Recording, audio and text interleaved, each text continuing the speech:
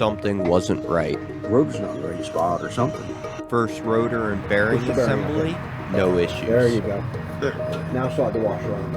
Ooh, look at that. Woo. But when I went to slide this side on, it wouldn't seat properly. No matter what I tried or how hard I pushed, it hung about halfway up the spindle. How did the other one slip right in?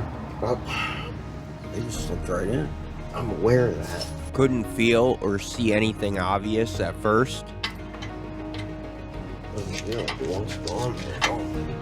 I knew it had to be the spindle. Yeah, it should just push right on right now. After I removed the bearings that had already installed on the other side and brought them over to this side. Part numbers? There's no way that fits. So then I cleaned the spindle up, hoping I'd spot the issue. You notice here too, I don't spray into the bag, I'm just spraying down. So I'm not penetrating any of this brake clean into the grease if I don't have to. Check that shaft for burrs. Next, I grabbed the bore scope to see if I could get a better look. And there it was. That's exactly why it wouldn't go on. I got this flat spot. I believe that's going to be the culprit. Once I found the problem, it was time to clean it up. I want to make sure I don't get any of the metal shavings down in this grease here. So to protect that, I just threw a couple shopping bags on there. Knocked the high spot down with a file, then came back with some 1000 grit sandpaper to smooth it all out. So it's really starting to raise.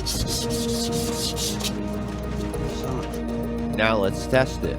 Coated the spindle with grease, hit the bearings again. Got the whole assembly together, both bearings and the seal is set, so let's see if we can get it on. And of course, I didn't forget the dust cover. And just like that, she's home. Slides right on.